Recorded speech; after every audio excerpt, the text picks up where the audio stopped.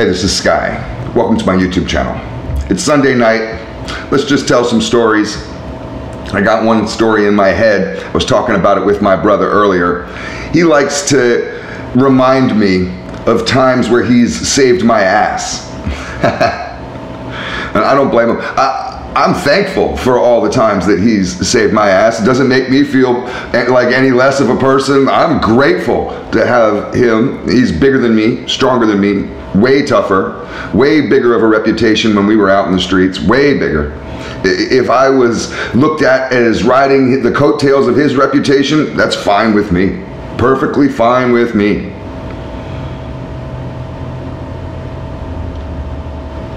I had moved out to Santa Cruz, California. I'll tell you another Santa Cruz story. When I first got out there, I was living on the west side. I eventually became enemies with the west side. Well, with the west side gang, but with the whole side of town, it felt like. You can be enemies with the whole side of town if you try hard enough, and I think I pretty much got there. But I was living over there at one point. This house, they called it the Seaside House, was on Seaside Avenue. Big hippie house. There's like fucking 5 or 7 people living there. I hooked up with the sister of one of the roommates. This chick, Michelle. She was from Vegas, and she had moved there. She was crazy. But I liked her. Blonde chick, wacky blonde chick. And I had just hooked up with her, and we were rolling around in my bed. I get a phone call from a friend of mine who lived in town, somebody I had known since high school, and she was going to the university, and she says, hey, I want to come over. And I said, oh, no, this is definitely not a good time. I mean, I'm naked with this chick, we're rolling around. And she says, no, I'm coming over, and she hangs up. Within like 3 or 4 minutes, 5 minutes, I don't know how long it was, felt like it was no time at all. I get a knock at the door. I go to the door, rather annoyed, gonna tell my friend, get lost. No, I'm not letting you in, get the fuck out. Well, it's my brother. I didn't even know he was coming out there. Nobody told me he was moving to fucking California. He's standing on my fucking front porch. So we have a good reunion. He comes in. He ended up finding a place right away down in Watsonville. Him and his girlfriend. He moved out to California with his girlfriend, and they found a place like the next day down in Watsonville. Watsonville's like 15 minutes south of Santa Cruz along the highway. And Watsonville is very different than Santa Cruz. Santa Cruz is a surfer town, hippie town, college town. Watsonville is really none of those things. I'm not a big fan of Watsonville. If anybody out there is from Watsonville, I'm not trying to dog you. Maybe they've gentrified it. Maybe it's great now. It used to just be kind of run down. It was gangland. Watsonville was gangland. And it was a stronghold for the Norteños. Nuestra Familia, NF. They write 14 and they wear red. The Mexican gang world is divided into lots of gangs, but the 2 big ones are the Norteños and the Serranos. They play red and blue, the color dress codes, just like the Crips and Bloods, and there's all kinds of alliances with different gangs, and I honestly don't know Watsonville very well. I lived 15 miles north of there. I was in Watsonville all the time, but I don't know the gang scene in Watsonville like I know Santa Cruz.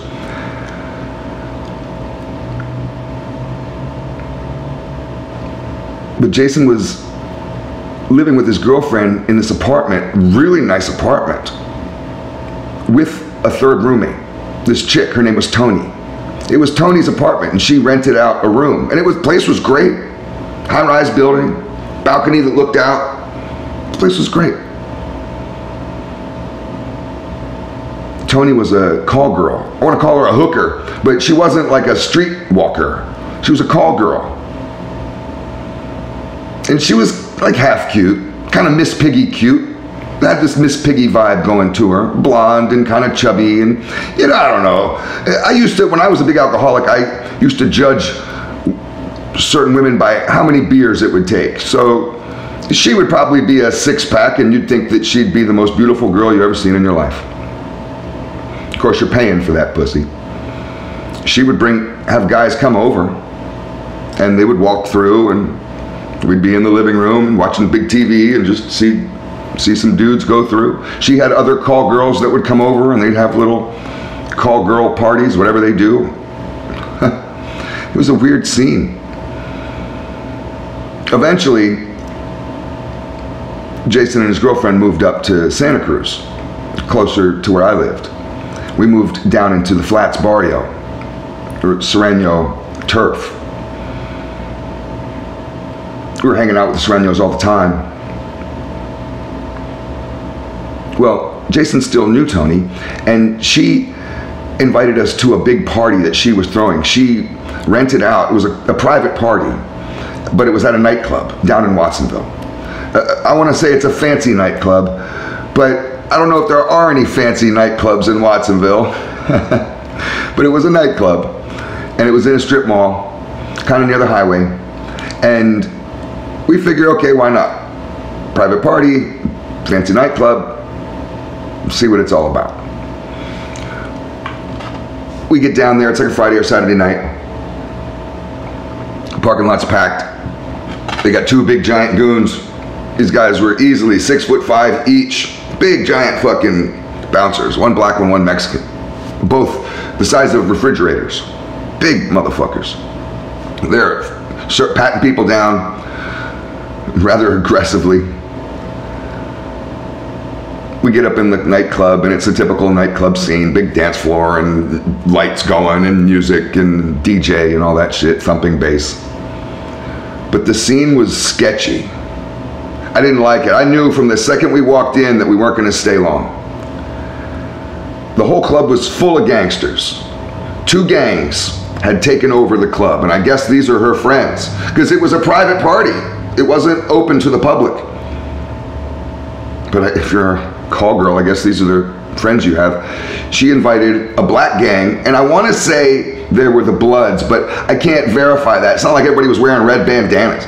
I don't know who they were, but they were a large, deep, I mean, these guys were deep. They had a whole half of the nightclub. Just took over a whole half of it. And the place was split kind of right down the middle, and the dance floor was neutral turf. The dance floor was mixed with everybody. But the other half of the nightclub was deep, full of norteños, Mexican gangs, the Mexican gang from Watsonville. The dominant Mexican gang in Watsonville. So we go find a table way over in the corner, kind of neutral area in between the two. We don't know which side to sit on. Get some drinks, have a decent time. Music is loud and everybody's dancing on the dance floor, and a Mexican girl danced with a black dude, and they seemed like they were having a great time with each other. They're really enjoying it. They both had smiles on their faces, and it was a great time for both of them. Well, that kind of intermixing, I guess, was too much. These gangs tolerated each other at best, and this night they were real edgy.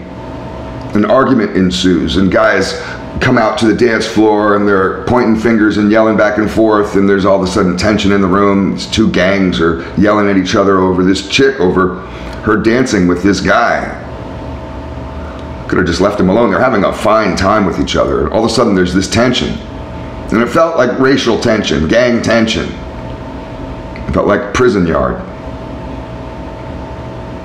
We're halfway through our drinks. I got my girlfriend, my brother, his girlfriend. We're sitting in a booth. We figure, okay, the vibe has changed. We made our appearance. We saw Tony. We gave hugs and all that. Maybe we'd just finish our drinks and go. I said, okay, cool. I chugged mine down real quick. I said, I'm gonna go take a piss anyways, and then when I come out, well, I'll take off. The bathroom was on the Mexican side. So I went over to the bathroom, and it just was a big door that said restrooms. Little tiny corridor. Ladies' room on one side, men's room down at the end. Inside that little corridor was full of Mexican gang dudes. 7, 8 of them. And they're in there and they're angry. And I could tell they're angry and they're all talking with each other. And it seemed like, I'm assessing the situation within a second or two of opening the door, and it seemed like that they were kind of having a powwow, a meeting about what was going on the dance floor. Like what they're gonna do about this situation. They're all really kind of furious with the black gang. Well, I gotta go take a piss. So, and I'm a big guy. I got nothing to do with y'all's politics, excuse me. And I just kind of weasel my way through, walk through these guys and get into the bathroom, open the door for the men's room. And in the men's room, there's another 5 guys. And one of them, the Mexican gang members, these are all Norteños. And one of them is in a tirade about racism, basically. What he said, and I'll never forget it, was Chicano is a word of the oppressor. And then he turns around, I'm unzipping, and I'm on the other side of the men's room from them, far away at the urinal. And I look over, he looks over at me, I could tell the guy's drunk, running his mouth. And he says, he has blue eyes, let's start the revolution with him. And he comes running over at me. So I turn on him to position, figure, okay, I'm gonna fight with this guy, I'm gonna knock him out. I break this little motherfucker in half. I don't know about the other 4 dudes, we're gonna see how that works. And then I got a whole bunch of people on the other side of the door, but I fuck this guy up. His friends calm him down. They grab him and are like, no, because they realize I'm just in there taking a piss. We're in a fucking nightclub. So, calm down. They're calming their friend down. I kind of held back and wait for them to calm him down. Luckily they did, but it made me mad. I had the adrenaline rush of almost being in a fight. I was furious, flared nostrils and just furious. I took a piss real quick, go outside. By the time I get to the door to go back out to the nightclub, I guess I had kind of forgotten about all the dudes in the hallway, right? Remember I mentioned those guys?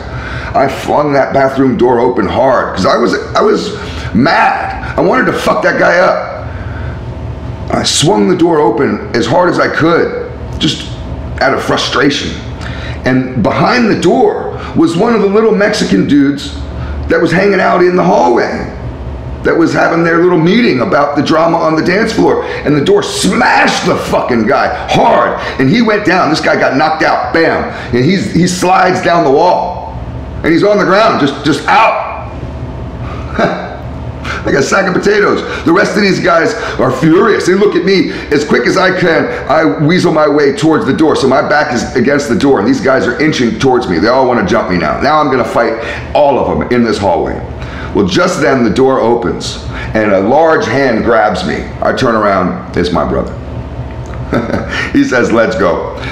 We go out into the nightclub, the place is going berserk, the 2 gangs now have had enough with each other, and everybody has decided to run out into the parking lot to go to their cars, because back in those days, everybody had guns in their cars. Everybody would carry a gun in their car, typically in their trunk. So people are trying to pop their trunks as they're fucking running across the parking lot to grab their guns. Me and my girlfriend, my brother and his girlfriend, all 4 of us, we get to the vehicle and hightail it out of there as stuff is just about ready to explode. That was my evening out in Watsonville. Thanks for watching.